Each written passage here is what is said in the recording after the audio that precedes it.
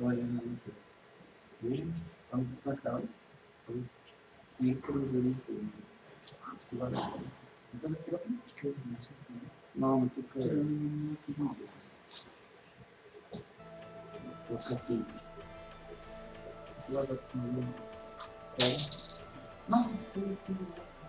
no va a ser bueno. Que para asesorar hay un... Ah, no. No. 55, 58, 38, 37.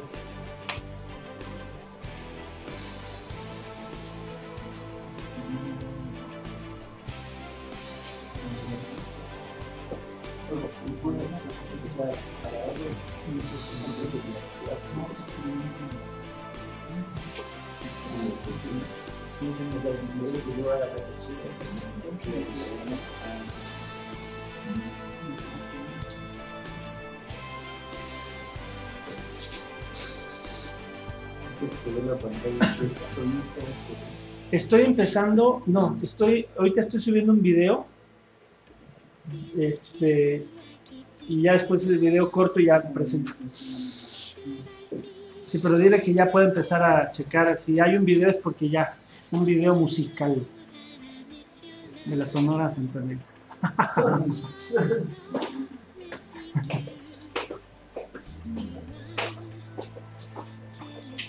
Ahorita ya me está saliendo que se transmite y ahí está.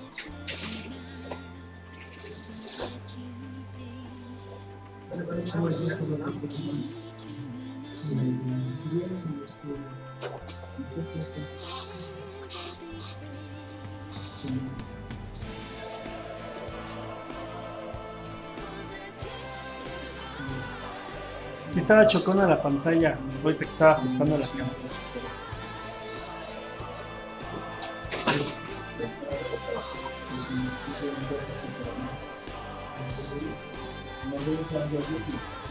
Y esta ya tiene un buen micrófono, ¿no? Mejor, mejor. Sí.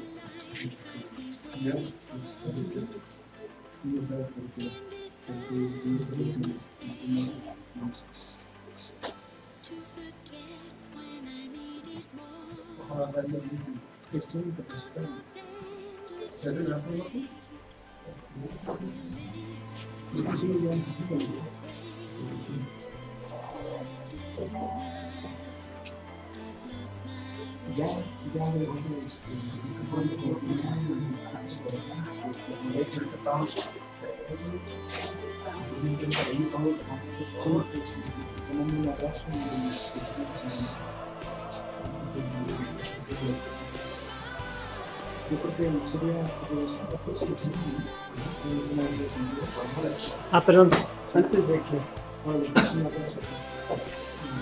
Ya está, adelante, atrás. Te pediría que estés por aquí para que lo puedan verificar. Y como la otra vez, ¿no? Te presento. Sí, más o menos aquí es para la pues te presento y ¿puedes prender? Ah, no, ya, sí, está bien, aquí.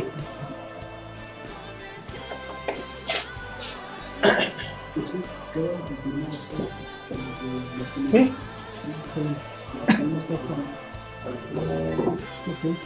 No se me lo... Ahí hay un interruptor.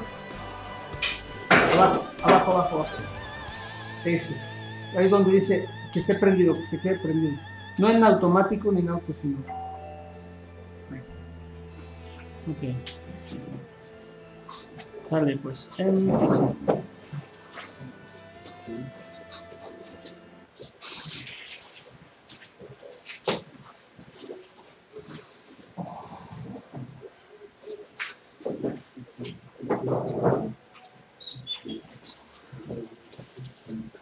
Bueno, señores, pues vamos a dar inicio a la sesión del día de hoy, miércoles 15 de mayo.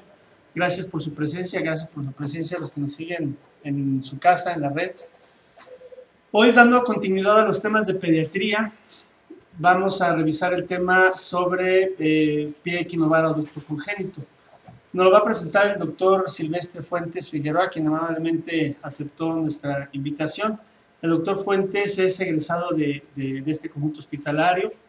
Él formó parte de las huestes, ¿verdad?, de este hospital en el servicio de ortopedia pediátrica, bueno, brincando de unos a otros. Y actualmente él forma parte del grupo médico del Hospital Shriners de México. Entonces, con toda su experiencia, con todo su entrenamiento que ha tenido, hizo 2 años, ¿no?, después de la residencia en ortopedia pediátrica. Entonces, hoy nos va a dar el tema, pues qué mejor que un experto. Entonces, por favor, muchísimas gracias. Adelante.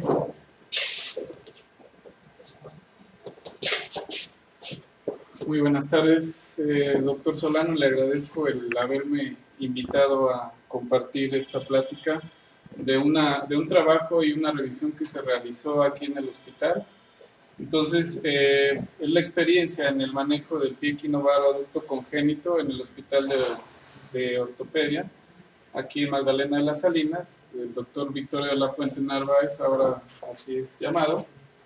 Y los objetivos son 2, principalmente revisar las evidencias de la historia natural de la enfermedad del pie equinovaro y compartir las variedades en el tratamiento que se realiza en este hospital.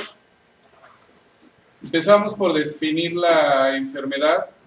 Lo que sabemos, como su nombre lo dice, es un pie, la posición en equino, varo, aducto, congénito e idiopático. No conocemos la causa, hay algunas teorías, pero no se conoce la causa definitiva. Hay diferentes factores que alteran el pie. Aquí se mencionan las deformidades del pie cuando el niño nace. Sin embargo, hay 2 deformidades que no están inscritas en el nombre y sin embargo las tiene. Uno es la torsión tibial en el pie y otra es el cabo en el pie. Entonces, tenemos que la frecuencia de la patología de manera internacional se tiene de 1.2 por cada 1000 nacidos vivos. Habitualmente es en varones, la relación de 4:1 en relación a mujeres, y habitualmente el 50% de los casos es bilateral. Y aquí en el hospital, esta es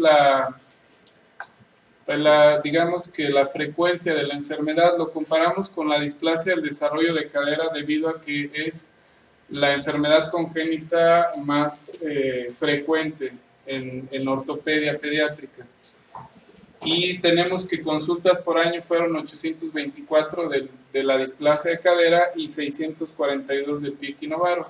Y cirugías por año de la cadera fueron 263 con 136 del pie equinovaro. Más o menos la frecuencia del DDC o la displasia del desarrollo de cadera es alrededor de 1.6 por cada 1000 nacidos vivos. Entonces, como les mencionaba, que recibe el nombre de idiopático, no hay una causa-efecto que lo ocasione. Sin embargo, hay diversas alteraciones que ocasionan esta deformidad. Aquí se menciona que en la etiología existen los factores de la herencia, factores mecánicos, genéticos, ambientales, la posición y las alteraciones neuromusculares. Sin embargo, solo estos 3 son los que han tenido una evidencia que ocasionan en realidad una alteración como una etiología. La relación con la herencia, algunos factores genéticos de alteraciones de la formación de colágena y también algunas alteraciones neuromusculares. Esto es lo que sí se ha comprobado que puede ocasionar, o que más bien ayuda a la presencia del pie equinovaro. ¿Qué es lo que está afectado en el pie equinovaro? El pie equinovaro tiene básicamente la alteración en la posición del pie. Esta es una disección de un feto de 4 meses, el cual ya tenía una deformidad del pie equinovaro. Entonces, lo que está alterado básicamente es la posición del pie. Sin embargo, eso es lo que vemos a simple vista. Pero hay alteraciones que no sabemos sino hasta que se hacen las disecciones y vemos cómo está la alteración o la mala posición entre los huesos del pie.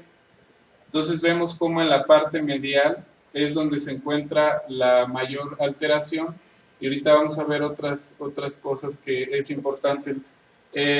Básicamente este es un corte axial en el cual vemos aquí el tendón del tibial posterior y la parte del ligamento deltoideo.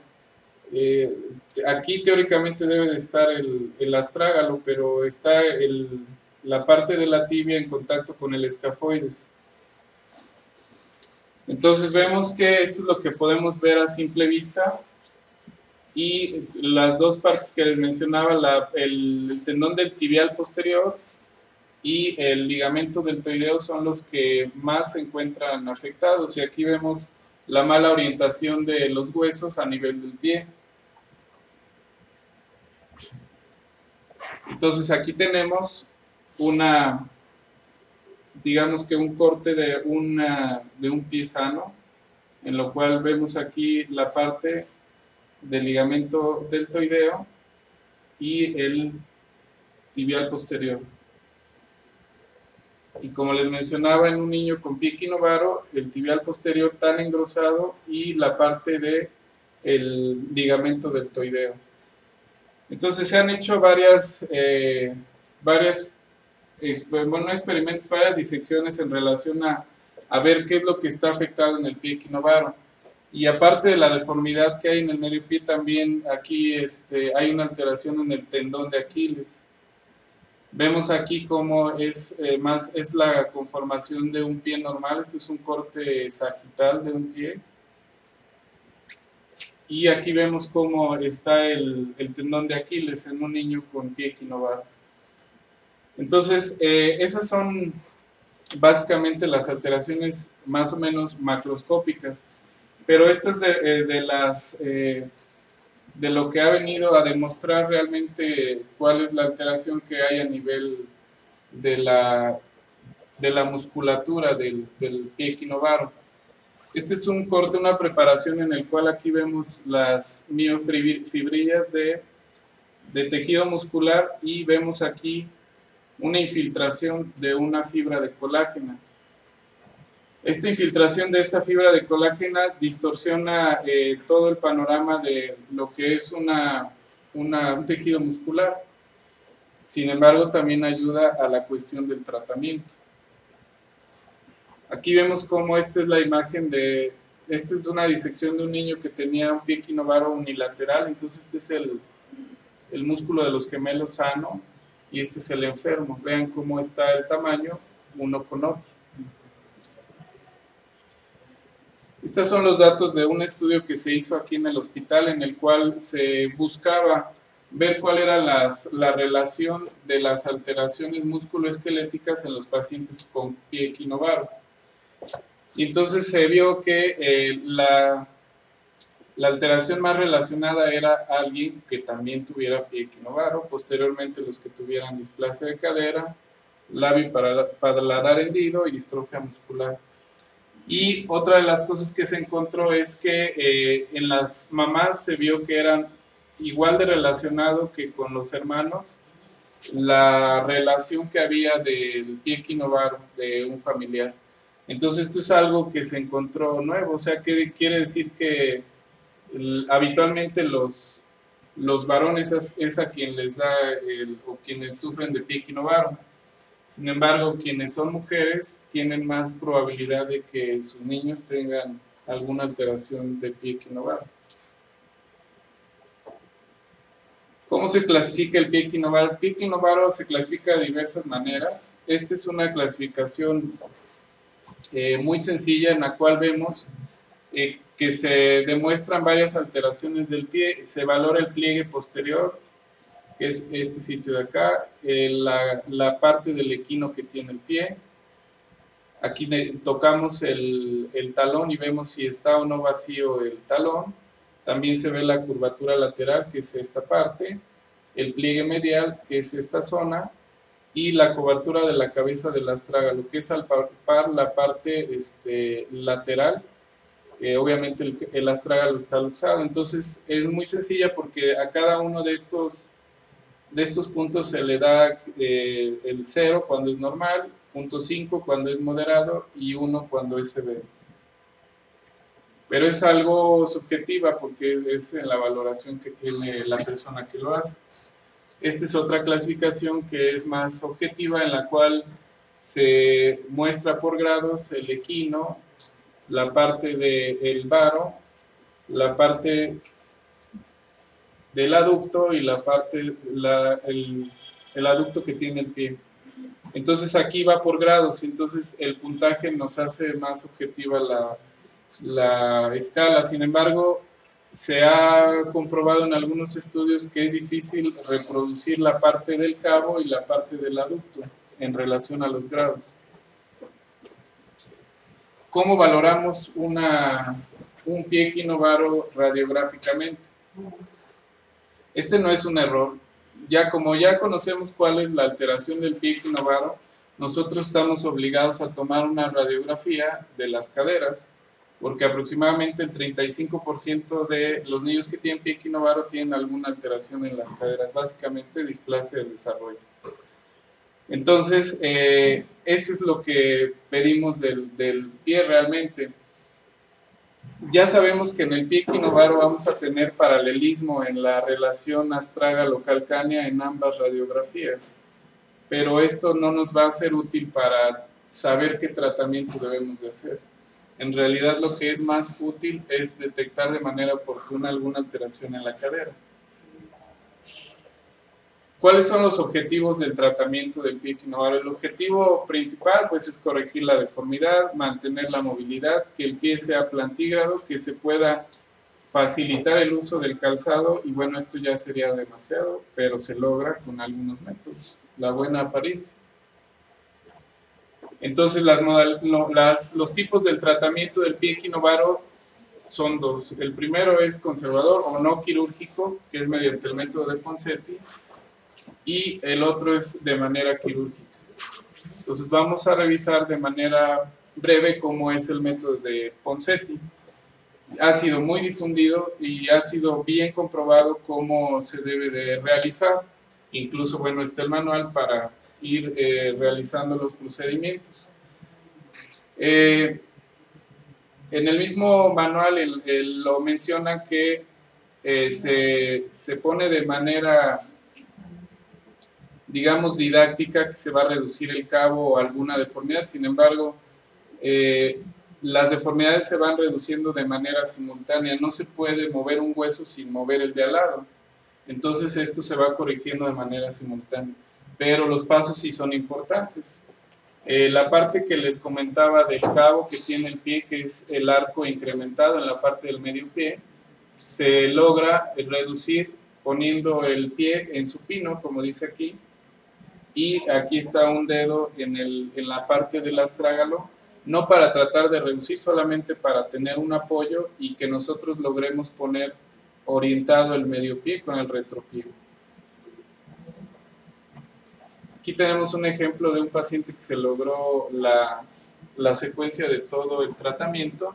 Entonces esta fue la apariencia inicial, este es visto posterior, y entonces la colocación del primer yeso es con el pie en supino, y aquí lo tenemos.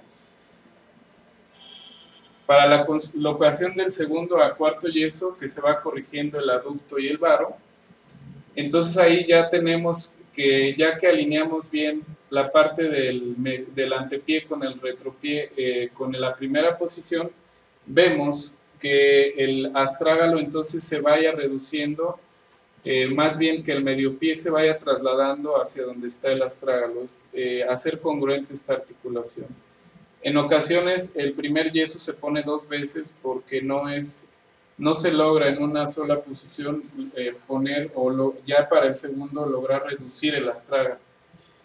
Entonces ese es el segundo yeso, del segundo al cuarto yeso. Básicamente, como les decía, tratando de corregir el aducto y la parte del varo del pie, o sea, es decir, que no apoye solamente con la parte lateral. Este es el mismo caso cuando ya se iba a colocar el segundo yeso, es visto de atrás, y esta es la apariencia del segundo yeso, en el cual, bueno, vemos que todavía está en equino y se va reduciendo la parte del aducto y el varo. Y esto es lo que es importante. Esta es la parte del escafoides, que lo vamos trasladando de medial a lateral para hacerlo congruente con el astrágalo. Entonces realmente debemos de tener presente de ubicar el astrágalo y en relación a ese se mueve la parte que viene debajo del astrágalo. Esta es la apariencia después de un cuarto yeso.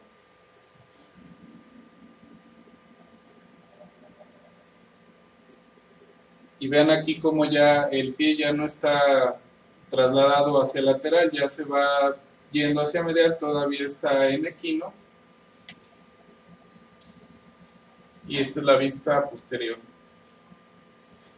Entonces, lo que les mencionaba es bien importante. Aquí se toma en cuenta el astrágalo para localizarlo bien y entonces se va moviendo todo lo que está debajo de él hacia la parte lateral para hacer congruente el astrágalo, el astrágalo y el escafoides. Y ya a partir del cuarto yeso se empieza a poner el pie tendiendo hacia el valgo. Como les decía, no se puede mover solo una parte y hacer la corrección solo de una deformidad, pues porque no es posible solo corregir una deformidad, se hace de manera simultánea. Aquí está ya después del cuarto yeso y vemos cómo ya se han corregido las deformidades. Ya del cuarto a sexto yeso se trata de colocar, como les decía, la parte del talón. La parte del talón ponerlo hacia neutro o hacia valgo. Hay veces que se logra corregir el equino en alguno de los casos. Posteriormente se pasa a lo que es la tenotomía. La tenotomía es cortar el tendón de Aquiles y ya que el niño está sedado se hace una hipercorrección del pie. Pero siempre y cuando se haya logrado la corrección de todas las deformidades anteriores e incluso parte del equino. Que el equino residual que tenga el pie equinovaro sea solamente entre 10 a 15 grados. Entonces es el punto en el cual ya se puede pasar a realizar la tenotomía.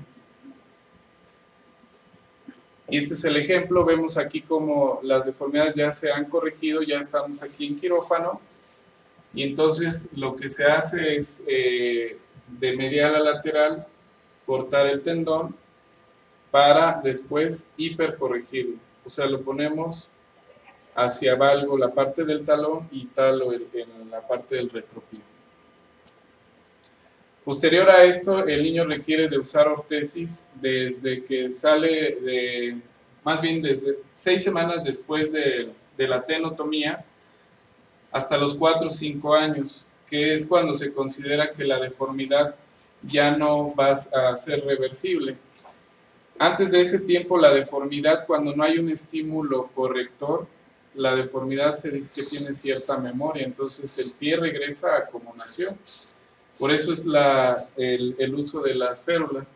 Y hay de diferentes tipos de férulas, marcas y precios, pero lo importante es que la distancia entre un talón y otro esté a nivel de ambos hombros y la rotación que tengan los pies es de 70 grados con rotación externa de 70 grados. Eso es básicamente, conforme va creciendo el niño, se va disminuyendo las horas de uso de la férula. Empieza entre 16 horas al día y cuando el niño ya va a caminar, entonces solamente se le pone por las noches o cumplir 8 horas al día y después solamente los usa en el transcurso del descanso en las tardes o incluso en las noches.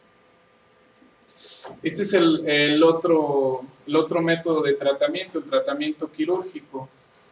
Y aquí hay diferentes opciones en las cuales podemos hacer el procedimiento. Lo que se hace dentro del pie, habitualmente las 3 técnicas utilizan los mismos pasos. Varían unas cosas entre unas y otras por el tipo de abordaje. Entonces,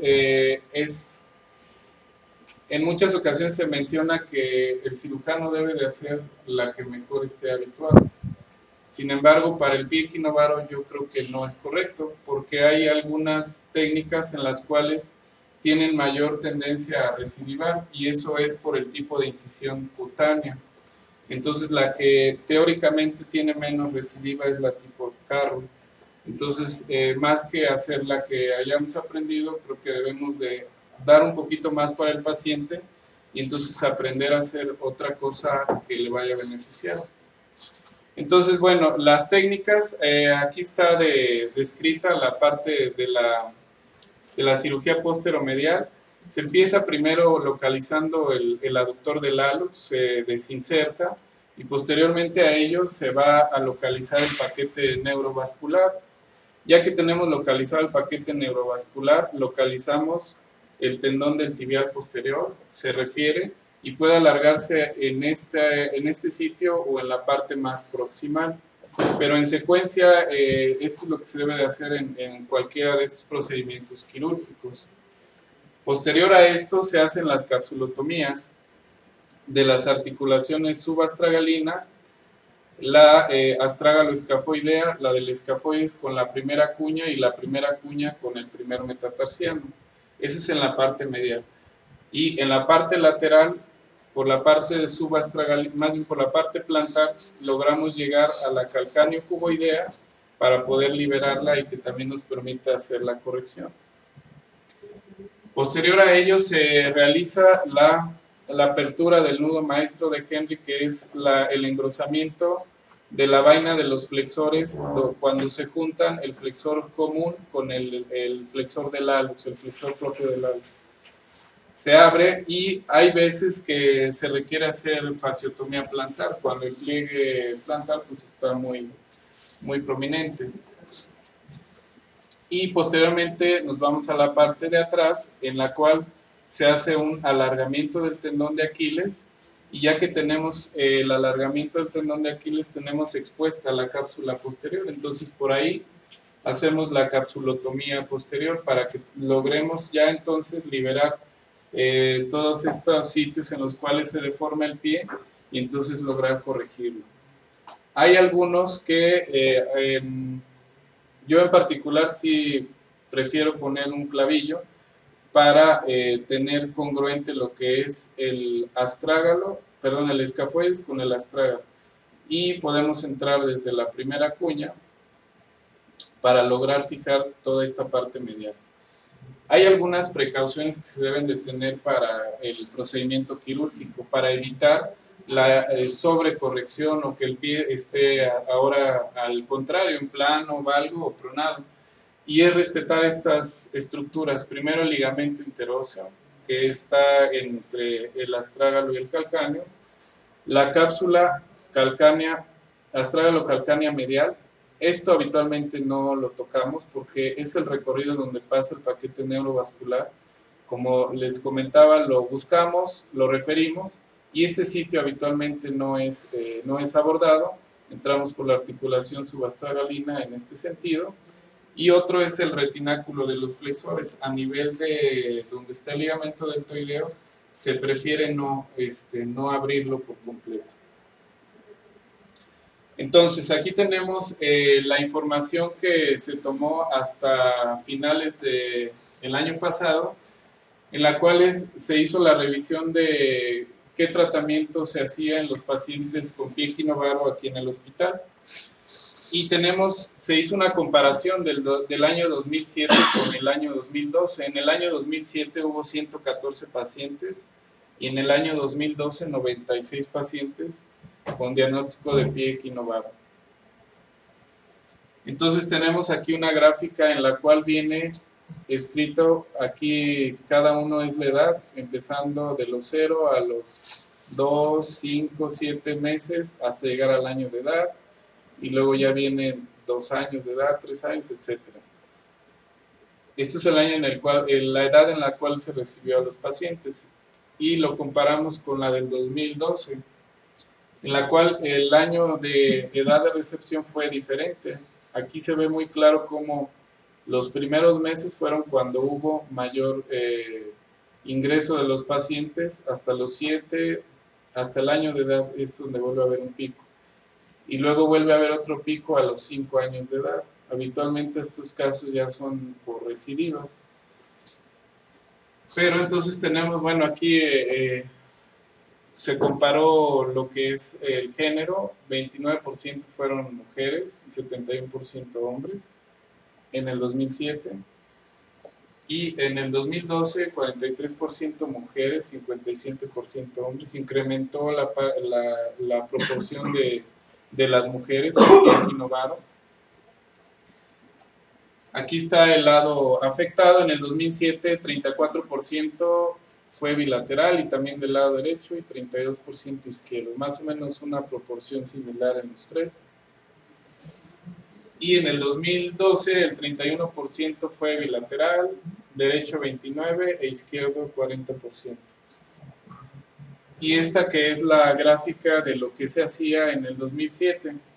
Aquí vemos en el 75% lo que se hacía en el 2007 era una liberación posteromedial, hablando de la sindesmostomía. Y aquí tenemos en un 10% alargamiento de tendones, en 7% tenotomías, perdón, 7% osteotomías, en 3% artrodesis y solamente en un 5% tenotomía. Es decir, que en el 2007 solo a un 5% se le hizo el método de Ponseti. Aquí está la gráfica que es del 2012. Aquí vean cómo el 57% fue tenotomía, que quiere decir que se realizó el método de Ponseti. En un 15% se realizó osteotomías, en un 20% liberación posteromedial y en un 8% alargamientos. En este año no hubo cirugías de artrodesis. Entonces tenemos que la proporción en los cuales se operaban los pacientes en el 2007 al 2012 ha cambiado.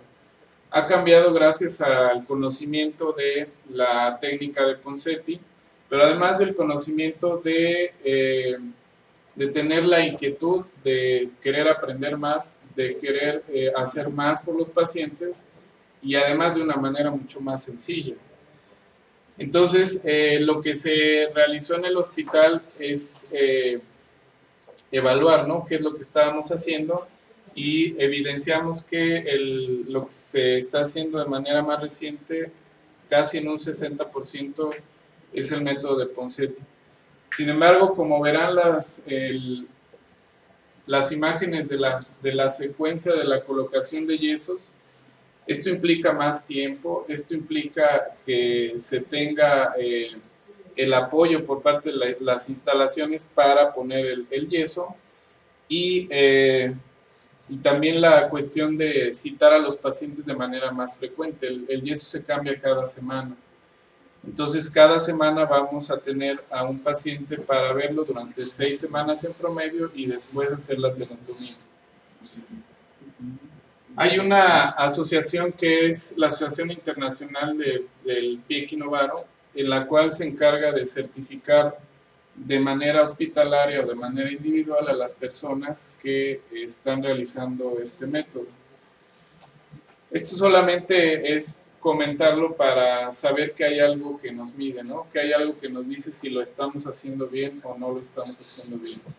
Y eso que les comentaba de dejar de hacer lo que el médico está habituado a hacer, eso es el paso que debemos de dar. El poner un poco más para el beneficio del paciente. En este caso de la certificación, al final de cuentas, se prefiere hacer, ya sea de manera individual u hospitalaria, para que nosotros tengamos una medición de que se están haciendo las cosas de manera adecuada. Aquí en el hospital ya se dio el primer paso. Ya se dio el primer paso con el Programa Nacional del Piecky Novaro, en el cual se recibió una capacitación teórica y práctica de cómo se debe de hacer el método. Y quienes pensamos que lo habíamos aprendido hace 7 años, nos dimos cuenta que hay detalles que debemos de ver de primera mano para poder mejorar, y como comento, todo esto es a favor del paciente.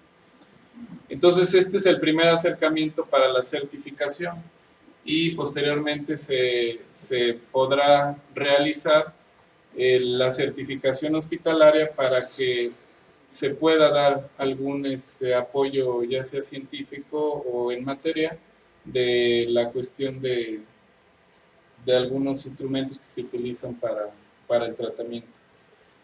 Entonces, bueno, esto sería todo. Gracias por su atención.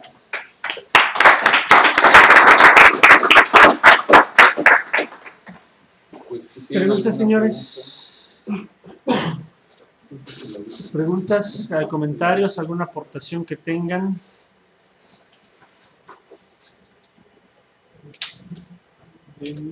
Habló de que si tiene familiares, o sea, en este caso de uno de los papás tuvo que dar, ¿cuál es el porcentaje de niños que hablan?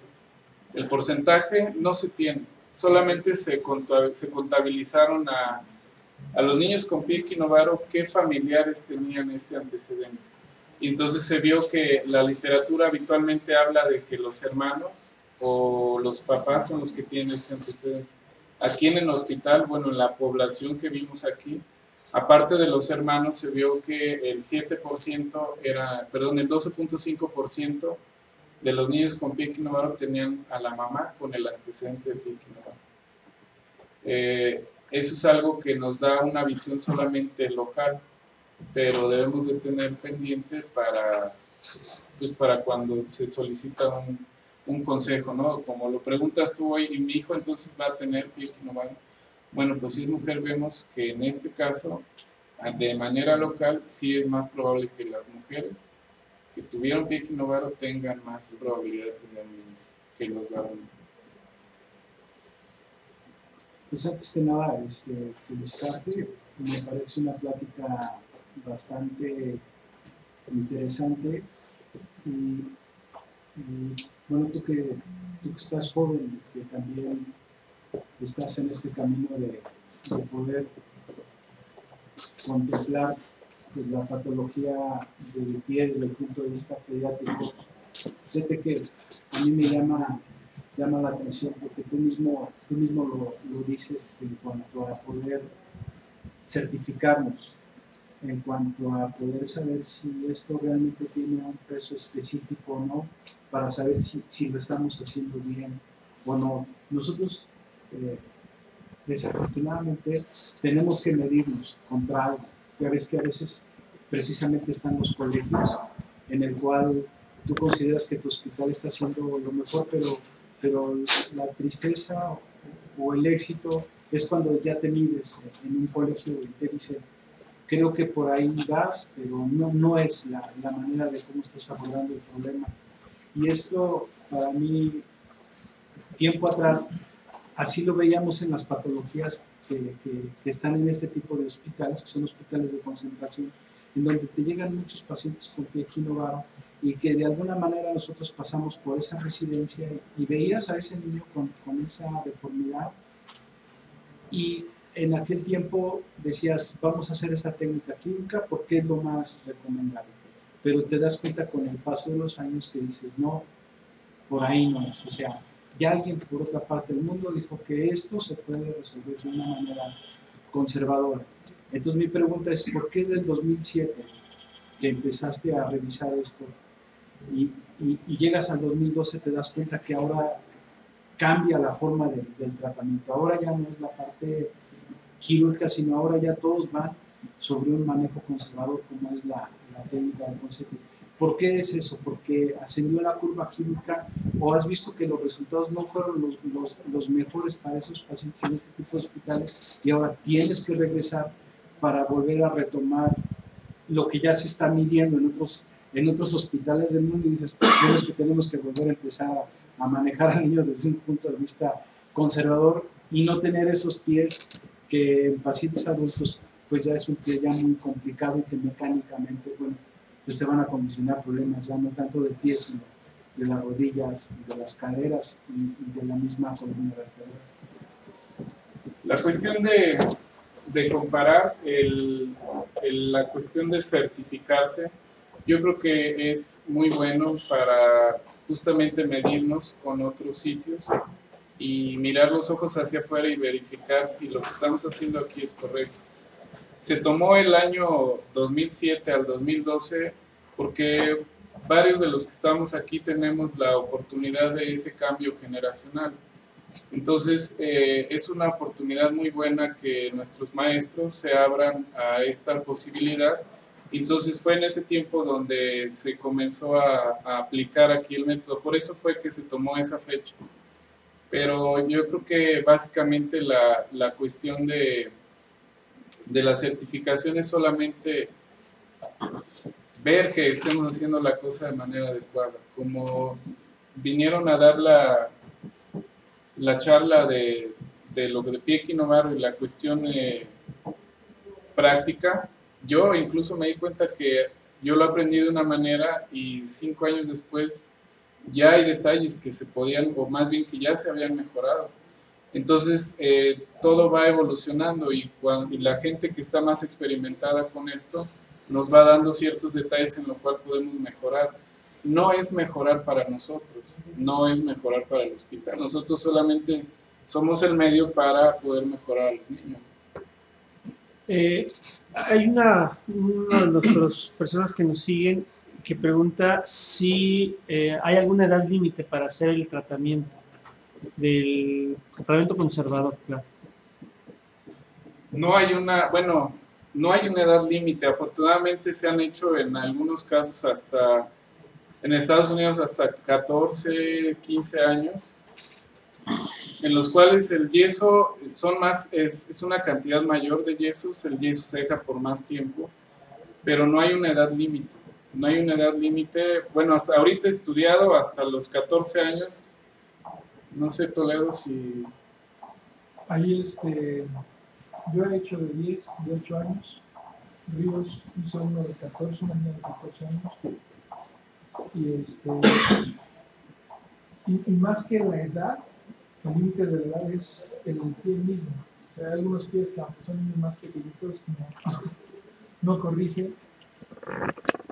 Pero sin embargo, aunque no corrige completamente toda la deformidad, el hecho de darle el beneficio de manipular primero te da la oportunidad de hacer una cirugía menos invasiva, menos cruenta, con menos morbilidad. Yo lo pondría de esta manera: si tú tienes la posibilidad, porque eso también es importante tocarlo, hoy por hoy el estándar de oro para el tratamiento del Piecky Novaro congénito y idiopático es el método de Ponce.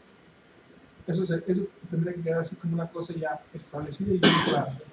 A nivel mundial, de forma internacional, el estándar de oro para tratar el Piecky Novaro, cuando es congénito y idiopático, es Ponce. O sea, ya no hay tratamiento conservador o tratamiento normal. El estándar es ese. Ese es el mejor. No es un tratamiento nuevo. Esto se inició en la Guerra Civil Española, entonces no es algo nuevo, que ha estado muy poco difundido hasta hace unos años para acá, eso es cierto, que nos hemos tardado en México más que en otros sitios. Por ejemplo, en otros sitios, por ejemplo en Brasil, también ya se hace desde hace mucho tiempo y forma parte integral de la cuestión del sistema de salud. Entonces, no es algo nuevo, nosotros queremos adoptarlo, y de hecho la inquietud de muchos de nosotros es adoptarlo como algo dentro de la institución y algo como ponerle las vacunas a los niños, como llevarlos al pediatra para el control de peso. O sea, debiera de ser algo así. Aún con esa situación, habrá algún niño al que no le puedes ofrecer el método de Ponce, aunque es el estándar de oro, aunque no.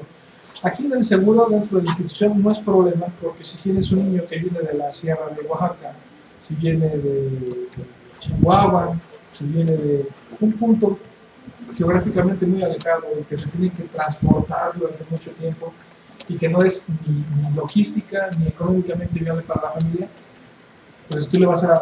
Es difícil que tú le propongas a una familia de 7 integrantes que te llevan al niño más chiquito, que apenas tienen lo suficiente para vivir día a día, decirle, pues necesito que se transporte con su niño una vez a la semana desde la Sierra de Oaxaca o desde Chiapas aquí para que yo le pueda poner piecitas.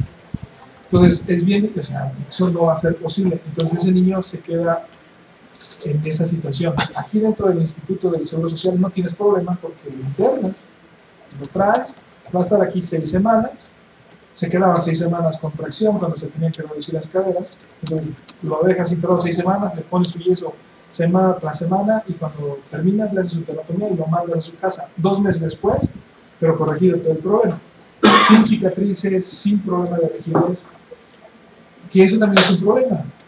Hace 2 semanas, hace 3 semanas vino el doctor Legorreta y nos habló de todas las complicaciones que tiene el tratamiento quirúrgico del equinovado. Y no es un camino fácil, ni es un camino agradable de andar. A mí cada vez me gusta menos hacer liberaciones posteromediales, cada vez menos, porque tú te das cuenta que con el manipular consigues resultados más satisfactorios que meterle el cuchillo.